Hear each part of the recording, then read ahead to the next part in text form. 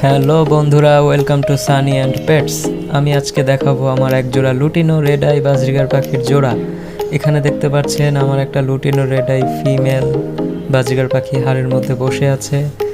সে হাড়িটা চেক করতেছে যে সব কিছু ঠিকঠাক আছে কিনা। সে এখানে ডিম পাড়ার জন্য নিজেকে প্রস্তুত করছে। এখন দেখা যাক সে কখন ডিম পাড়ে এবং কয়টি ডিম পাড়ে এবং ঠিকঠাক মতন ডিমে তা দেয় কিনা, সেটাই এখন দেখার বিষয়।